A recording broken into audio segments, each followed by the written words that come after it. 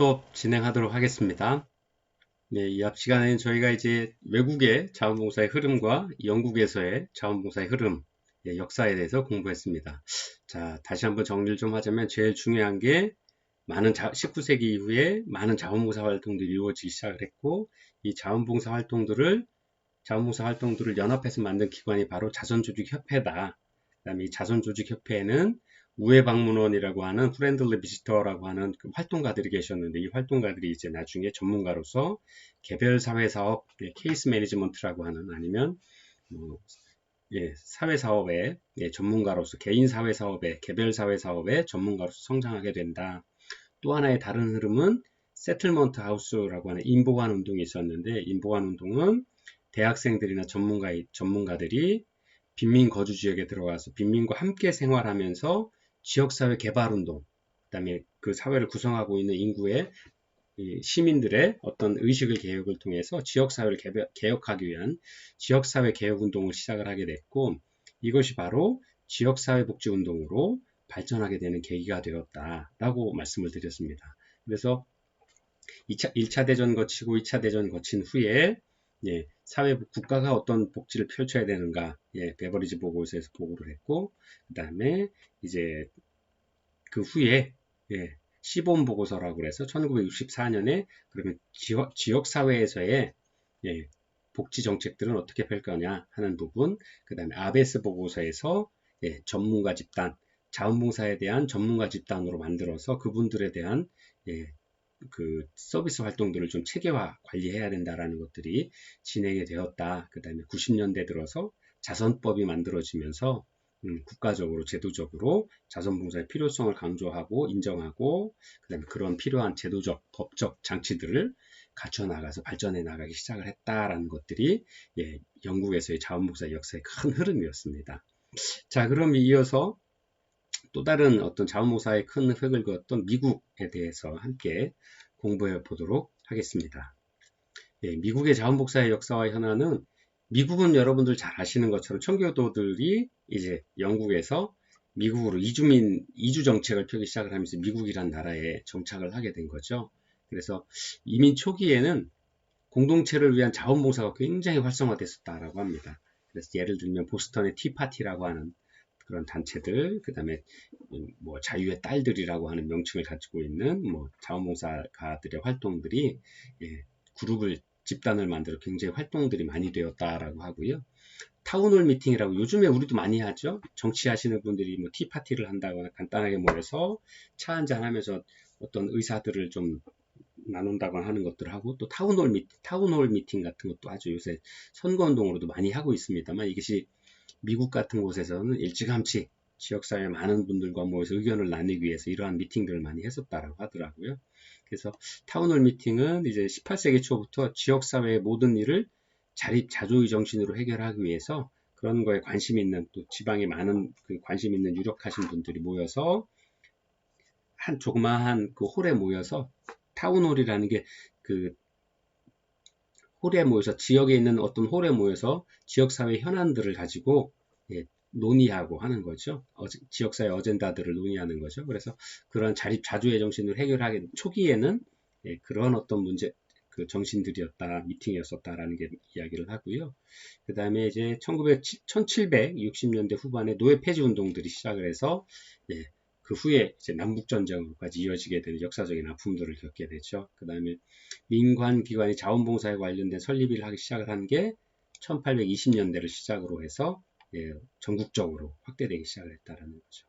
그 다음에 이제 영국에서 어쨌든 미국 분들이 많이 청교도 분들이 이주를 해서 넘어오신 거기 때문에 영국의 역사에서 그 자선조직협회, 또 인보관 운동들을 다 가지고 그런 역사적인 흐름들을 가져오시게 됩니다. 그래서 미국에서는 1877년에 버팔로에서 자선조직협회를 설립을 하게 됐고요. 그 후에 이제 엄청나게 많은 자선조직협회들을 설립을 해서 전국적으로 설립을 하게 됩니다. 또 세틀먼트 운동도 네이버후드 길드라고 해서 1887년에 뉴욕에서 시작을 하게 된다라고 보여지고 있고요. 또 1910년에는 미국 전역에 약 400여 개의 세틀먼트 하우스를 인보관들을 설립을 해서 지역사회 개발 운동들을 시작을 하게 되는 흐름들을 가져가고 있습니다. 자, 미국 자원봉사의 그 역사의 특징은 초기 청교도주의의 영향으로 생존을 위해서 서로 상부상조하는 지원 시스템을 만들어내기 시작을 한 게 시작이다라고 보여질 수 있고요. 이후에 국가적 역경이 또는 국가적으로 어떤 역경이 닥쳤을 때 시민의 헌신과 활동들을 하게 됩니다. 18세기의 독립전쟁, 영국으로부터의 독립전쟁이죠. 그 다음에 19세기의 남북전쟁, 노예해방운동, 20세기의 경제대공황 때 이러한 어떤 자원봉사가 굉장히 활동적으로 일어나게 되고요. 또 다양한 종교단체와 지역교회 중심의 활동들이다라는 것들로 특징이 이루어질 수 있습니다.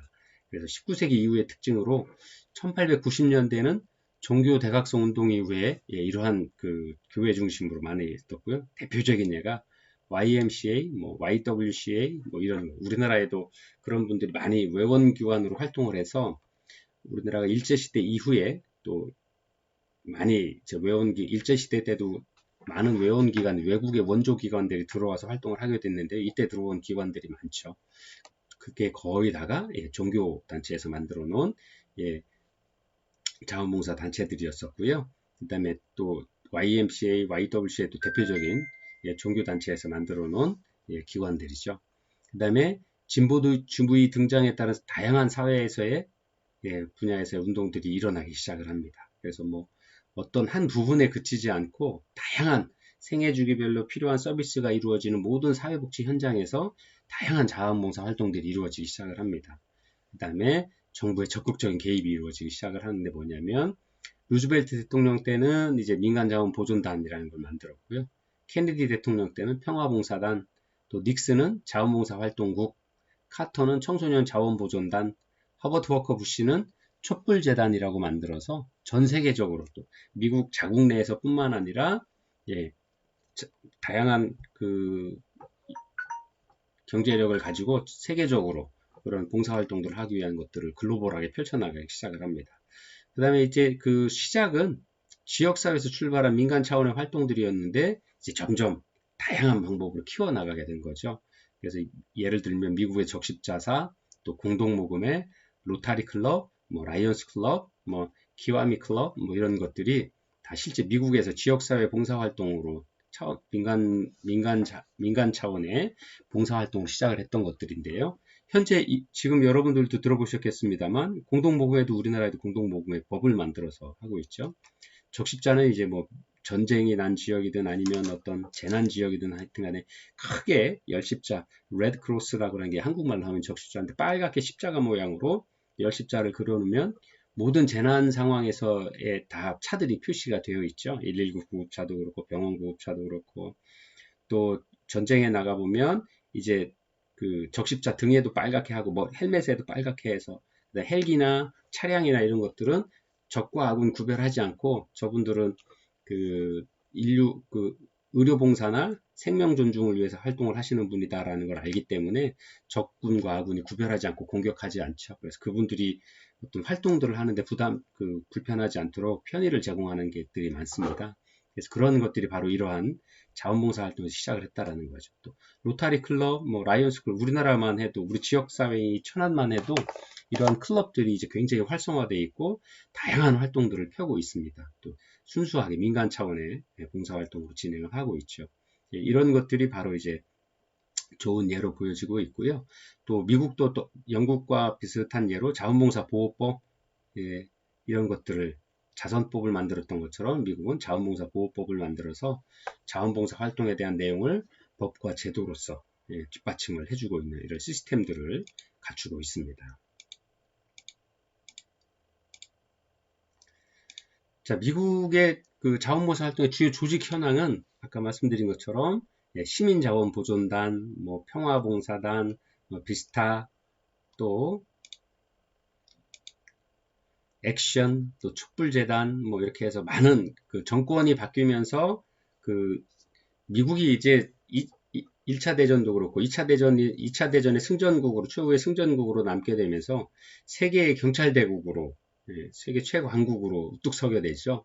그러면서 모든 행동들의 그 자원봉사, 국내에서 했던 자원봉사 활동뿐만 아니라 지구촌 내에서의 자원봉사 활동을 하기 위한 어떤 것들을 적극적으로 펼치게 되고요. 그런 것들을 통해서 미국의 문화도 전달하고 미국의 시장들도 개척하고 또 많은 경험들을 쌓게 함으로써 국력들을 키워나갈 수 있는 방법들로 민과 관이 함께 이런 활동들을 관에서는 이런 활동들을 지원을 해주고 또 그런 활동들에 나가는 많은 분들이 자원봉사로 참여를 해서 경험도 넓히고 사회 경험도 미국 사회의 어떤 좋은 문화들을 외국에 많이 전달을 하게 되죠. 그 다음에 어렵게 하고 있는 아프리카나 이런 곳에 자선 활동도 하고 또 인보관 활동처럼 어떤 종교단체나 이런 것들이 가서 지역사회에 들어가서 지역사회 개발 운동을 하기 위한 활동들을 전 세계적으로 펼쳐내기 시작을 합니다. 그래서 그때 정권과 같이 하면서 이제 만들어지는 것들이 이런 조직명들이죠. 특히나 촛불재단은 굉장히 유명하죠. 많이들 들어보셨지 않나 싶습니다.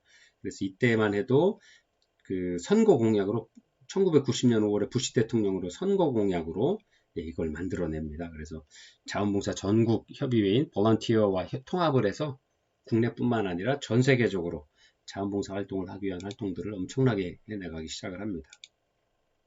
그 다음에 이제 마지막으로 국립자원봉사협력기구라는 것들을 만들었다라고 합니다.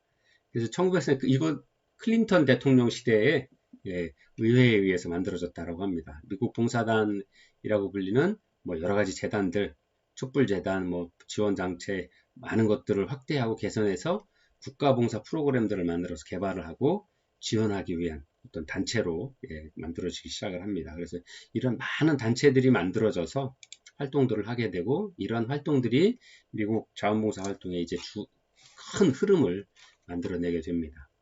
그리고 이제 세 번째로 일본입니다. 우리 바로 역사 뭐 밀접한 관계를 가지고 있죠. 또 어쩔 수 없이 저희가 일본의 사례들을 많이 가지고 와서 공부를 하게 됐고 그러한 또 일제시대를 겪게 되면서 그들의 체제를 우리 사회에서 많이 받아들이고 익숙해지게 된 것들을 뭐 부정할 수는 없죠.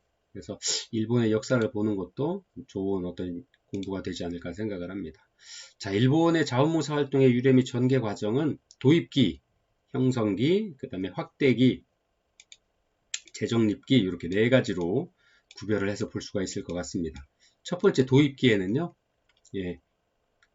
메이지 유신 이후라고 합니다. 그 전까지도 물론 일본에도 뭐 자원봉사 역사에 있겠습니다만 큰 틀에서 보면 외국의 문물을 받아들인 게 이제 메이지 유신 때죠. 그래서 신분제를 폐지하고 교육도 보급하고 사회적인 어떤 기반을 정비를 한 게 바로 이때부터다라고 이야기를 하고 있습니다.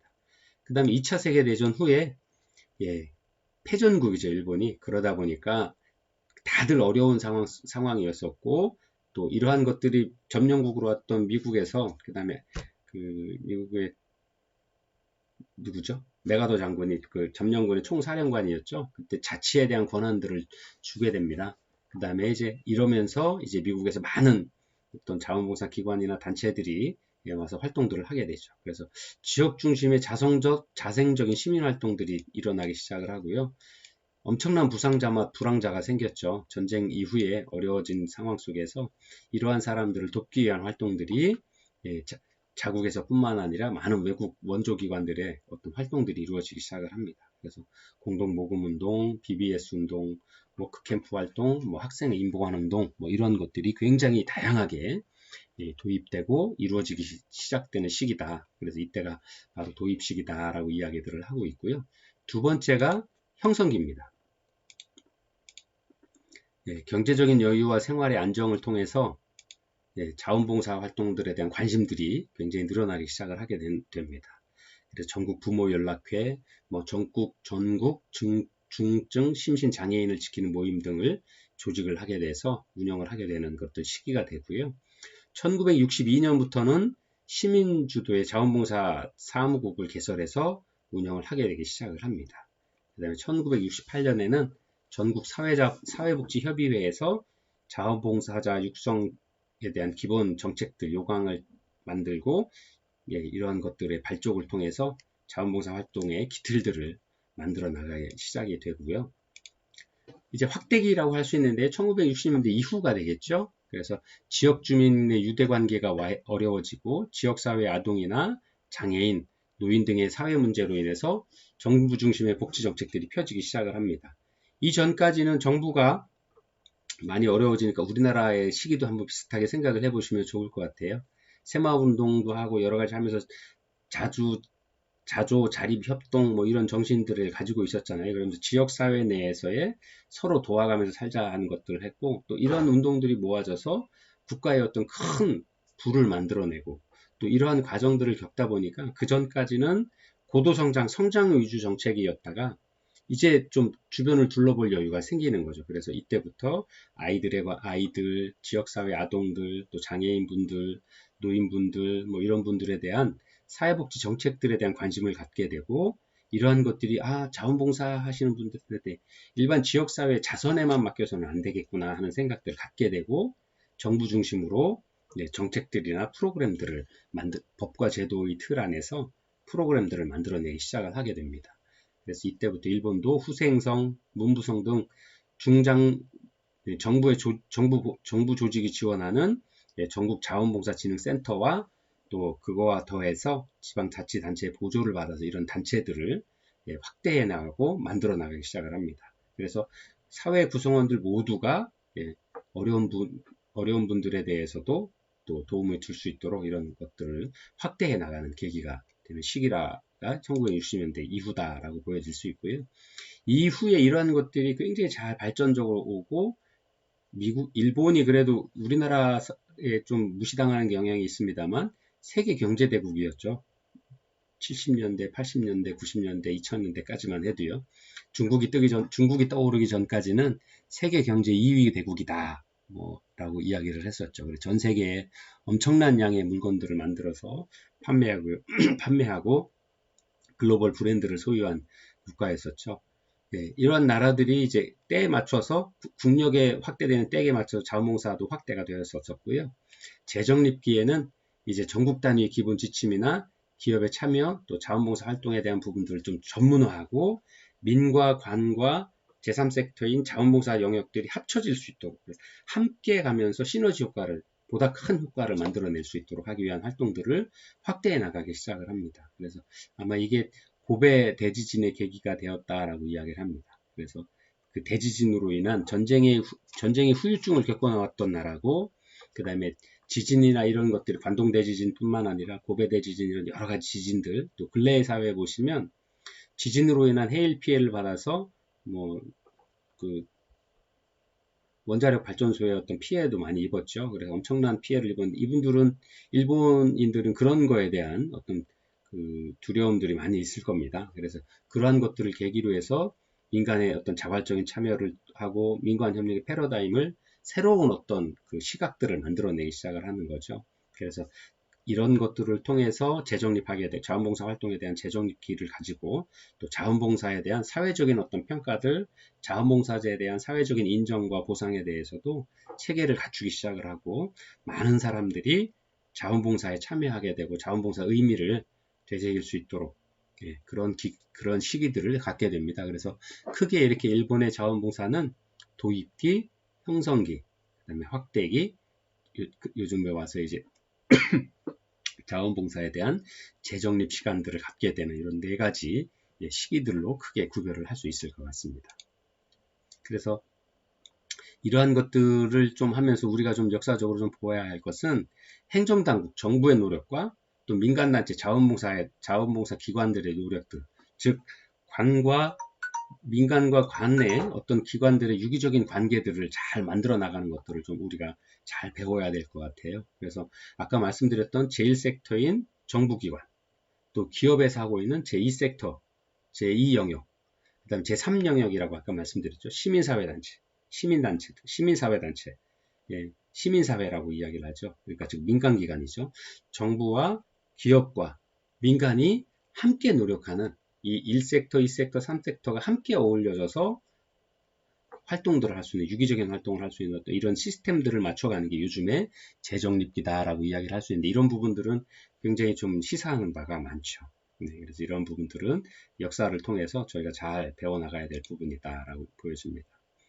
자, 일본은 자원봉사 활동이 꾸준히 활성화되어 있다라고 합니다. 그래서 시간이 갈수록 자원봉사 단체도 조금씩 늘어나고 자원봉사자 수도 늘어나고 이러한 어떤 그 자원봉사에 대한 좋은 흐름들을 가지고 있고요. 또 자원봉사 센터의 등록 연령이 이제 나이가 많을수록 많다라는 거죠. 일본의 특징은 40대보다는 50대가, 50대보다는 60대가 자원봉사 센터에 등록을 하시는 그 인구 수가 더 많다 하는 거고요.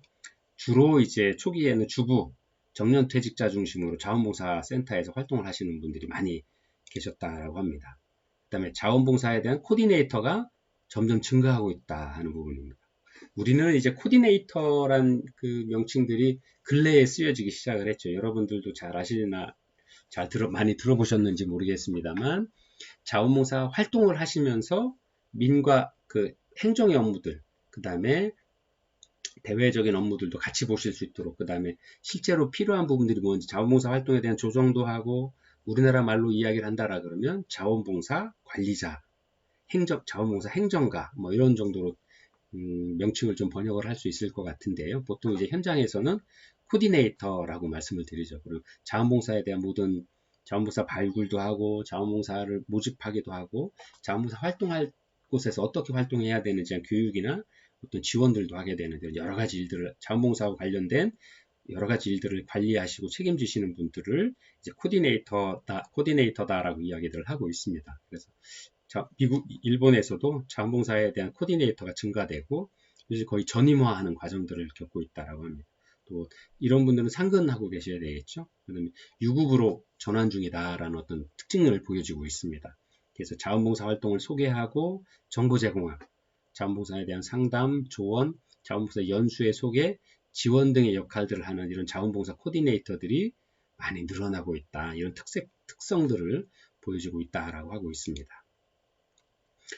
그래서 일본에서 이제 자원봉사 활동 활성화 계획들을 세웠는데요. 제1차 자원봉사 활동 계획 추진 7개년 계획은 전국 사회복지협의회에서 1993년에 세웠다라고 합니다. 그 다음에 2차로는 자원봉사 시민활동 추진 5개년 계획, 뭐 이런 어떤 중장기적인 계획을 가지고 전국 단위에서 일본 내에서의 자원봉사 활동을 활성화하기 위한 방법들, 로드맵들을 제공을 하고 그런 로드맵에 맞춰서 함께 국가가 자원봉사 활동들을 육성하고 그런 활동들을 다양하게 지향해 나갈 수 있도록 지원해 나가는 어떤 계획들을 세워서 진행을 하고 있는 특징들을 보이고 있습니다.